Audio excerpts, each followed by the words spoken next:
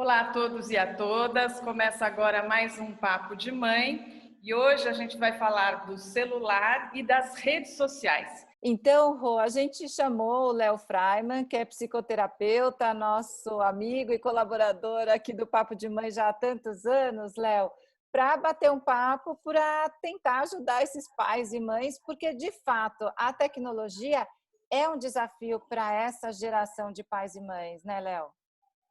Sem dúvida, que bom estar aqui com vocês duas. Muito gostoso a gente poder conversar sobre essa temática que descabela pais e mães e que tem desgraçado a vida de muitas crianças e adolescentes. O usuário, né, é uma expressão utilizada pela indústria das drogas e pela indústria das redes sociais. E a gente precisa tomar um cuidado muito grande de confundir aquilo que é normal com o natural. Isso é muito sério.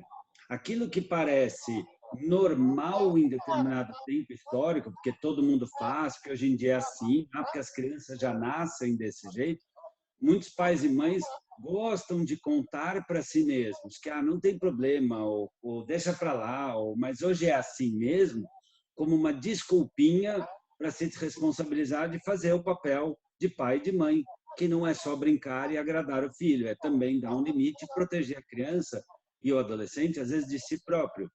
Léo, eu como mãe tenho uma preocupação que é o tempo que os jovens passam no celular e eles hoje se relacionam através do celular, né? Perderam esse contato olho no olho, principalmente agora por causa da pandemia, do isolamento social. Isso tem algum prejuízo para os adolescentes, principalmente?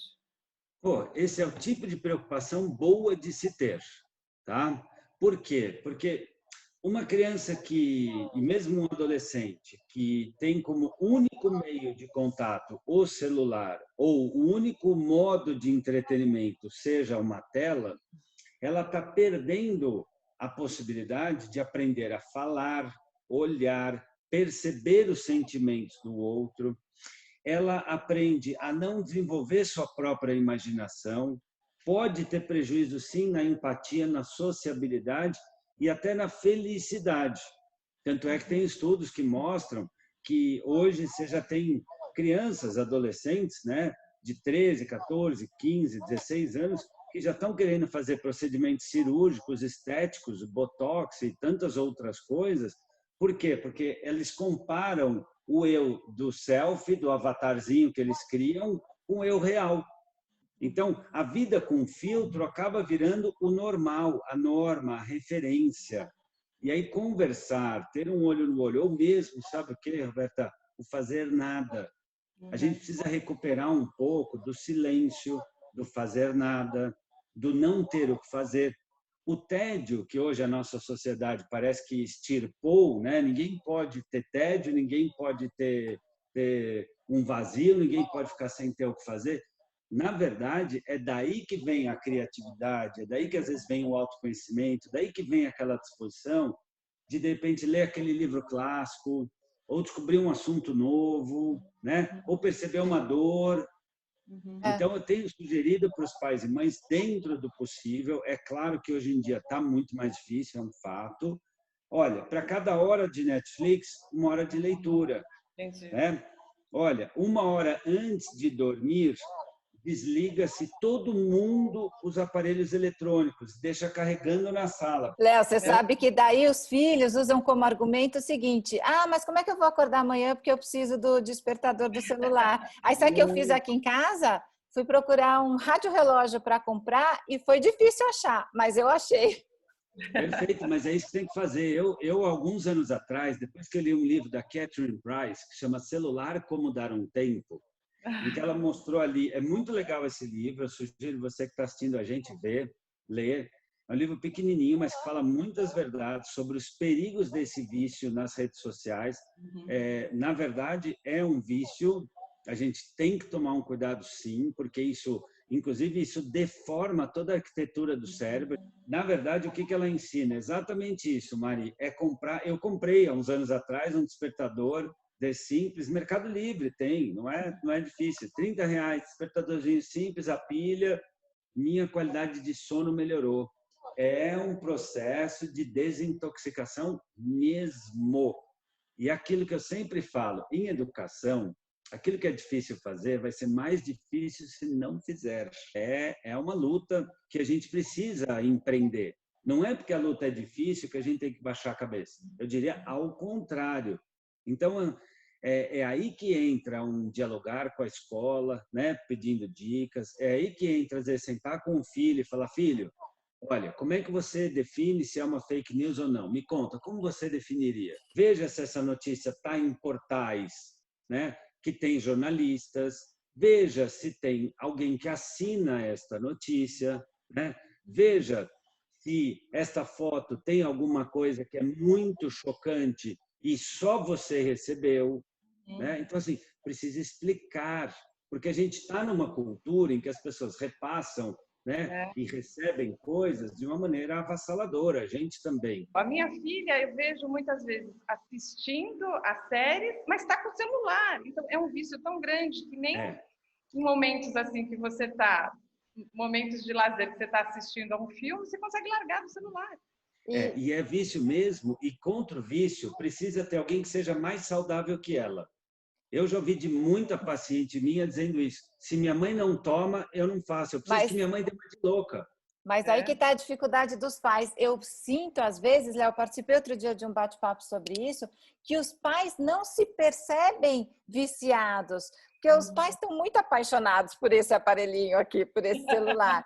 Então, eu diria, Mari, que esse é o tipo de coisa que não adianta querer ensinar para o filho, né? Esta é a questão da educação empoderada, que é um pai e a mãe falar assim, que tipo de lar eu estou oferecendo para meus filhos? O celular hoje é um novo cigarro, né? Você fala assim, puxa, mas eu gosto. Bom, mas tudo que eu gosto é bom? Ah, mas é da minha natureza. Bom, mas tudo que é da natureza é bom? Veneno de cobra é natural, mas ninguém diz que é bom. Eu diria que nós adultos temos que tomar vergonha na nossa cara quando a gente induz uma criança ou um adolescente há um jeito, há um hábito, há um modo de ser, viver e conviver que é insalubre. É muito sério. A gente precisa tomar vergonha na cara e falar assim, em nome do meu comodismo, em nome do que eu estou cansado, em nome do que eu quero ser amiguinho do meu filho, eu vou induzi-lo a um vício?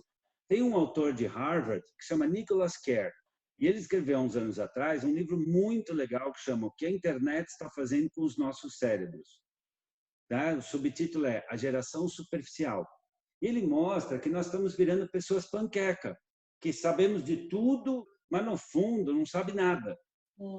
Porque a gente se contenta com o primeiro parágrafo das coisas. E daí as pessoas perdem até a capacidade de análise, de interpretação. E de tudo, de viver, de conviver, de amar e de sermos felizes, Mário. A gente quer fazer 1000 coisas ao mesmo tempo e depois reclama que não consegue focar, né? E isso dá infelicidade, Rô. Muito da nossa infelicidade, da nossa depressão, da nossa angústia, das nossas ansiedades. Outro dia eu atendi uma menina, 11 anos, com ataque de pânico. Veja se é para idade para ter ataque de pânico. Este cérebro exausto não consegue descansar, não consegue assentar as informações, não consegue aprender e, o pior, volto a dizer, se torna infeliz.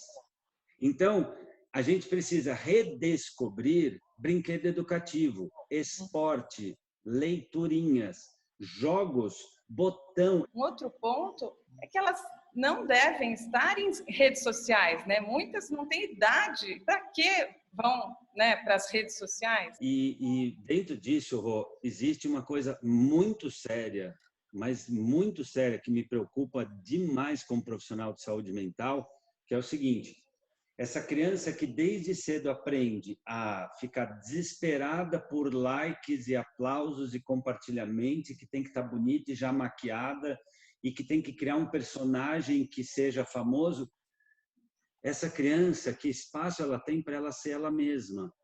Sabe o que acontece muitas vezes? O pai e a mãe não estão com a sua própria vida bem resolvida. Porque vamos combinar, muitos dos adultos, a partir dos 30 anos, têm menos contato social, têm aí um certo desencanto com a profissão, né? De repente não estão tão bem no casamento, no relacionamento. estão com medo das contas, estão ali decepcionados com os políticos, com a vida adulta. O que acontece? Para não olhar esta sofrência, essa dor interna, essa angústia, o que eles fazem? Aí que forma o pequeno imperadorzinho, a princesinha, que não pode ser frustrada com nada nem coisa alguma. Então, eu preciso, já que eu não tenho um palco para eu me fazer feliz, porque isso vai dar trabalho, ir na terapia, resolver o casamento, repensar minha carreira, fazer contato com meus amigos, enfim, já que dá trabalho preencher a si próprio, qual é o drible que muitos adultos hoje fazem? Eu vou virar o melhor amigo do meu filho, vou transformar minha filha numa estrela, coloco que ela é a coisa mais importante da minha vida, mesmo que isso me custe a autoanulação, mesmo que isso custe o vício da minha filha em ficar ali postando incessantemente coisas para ser famosinha, para eu poder mostrar o troféuzinho, mais ou menos como se eu dissesse assim, olha como minha filha é incrível, olha como minha filha é maravilhosa, olha como minha filha é fofa, olha como ela dança bem. E Olha fica como minha essas filha... comparações também todas, né? E aí, esta criança, no lugar de se sentir uma pessoa especial, digna de valor e amada per se, porque ela é e porque é um direito humano termos amor, carinho e segurança, não. Eu só vou ser assim se eu tiver perfeita, se eu tiver a piada mais incrível, se eu fizer a estripulia mais difundida do planeta. Isso gera uma distorção enorme no narcisismo. No lugar dessa criança gostar de si, ela começa a se odiar. Ô, Léo, e daí tem toda a questão que a gente sabe do aumento do número de depressão e, infelizmente, até suicídio aí na adolescência, que eu acho que a gente pode falar numa outra entrevista, já que o Léo é Com aqui nosso certeza. colaborador do Papo de Mãe, e a gente tem muitos temas para debater com o Léo. Para encerrar essa entrevista, Léo, o que eu queria te perguntar é o seguinte: no filme O Dilema das Redes, quando termina, a gente fica meio ali no desespero e eles não apresentam tantas soluções. Algumas dicas eles dão, né? Tira as notificações do seu celular, porque a gente sabe que não adianta, ninguém vai largar isso e sair de todas as redes sociais, isso é utópico. Então, você quer listar, para encerrar, Léo, assim, algumas dicas práticas para os pais já colocarem hoje com os filhos? Maravilha. Então, vamos lá. Algumas dicas práticas. Primeiro, pelo menos 1 hora antes de dormir, o celular tem que ser colocado na caixinha do detox. Todo mundo, precisa ser a cultura da casa, porque essa é uma decisão. Nós somos pessoas saudáveis. Então, a gente escova o dente, então a gente come direito, então a gente usa celular na hora e do jeito certo. 2, despertador para acordar, porque isso dribla aquele viciozinho de olhar só 1 minuto que vira 1 hora e meia e que rouba o sono de diversas maneiras. 3, não tem celular durante as refeições, não tem celular durante as aulas, não tem celular no quarto, não tem celular no banheiro. 4, a gente começa a anotar o tempo que se usa e estabelece um tempo, e o tempo estabelecido é o tempo certo. 5, desiste de querer ser o melhor amiguinho do seu filho. Deixa o teu filho ter um pai e uma mãe. Ser um bom pai e uma mãe não é ser legal. É melhor do que ser legal, ser leal. Muito melhor do que ser legal, porque a mãe legal, ela mais cedo ou mais tarde paga um preço muito alto de ver a filha doente, de ver a filha viciada ou filho, isso é muito dolorido. E pior, de lá na frente, a filha fala assim, escute, por que você não me proibiu? E por que você não me protegeu? E por que você não me defendeu? Acho que não tem mãe no planeta Terra que hoje daria um maço de cigarro por dia para um filho. Então foram necessários muitos anos para a gente ter essa consciência, mas hoje a gente tem. Então, a gente também tem que entender, o cigarro está para 20 anos atrás como o celular está para a vida atual. Léo, muito obrigada por colaborar mais uma vez com o Papo de Mãe. Eu quero agradecer vocês a oportunidade. Já falei várias vezes para vocês, quando vocês chamarem, eu estou junto. Sou fã, sou admirador e poder ter aqui esse espaço de troca com vocês, para mim é sempre uma alegria. Léo, muito obrigada mais uma vez e até a próxima. Até. Tchau. Tchau.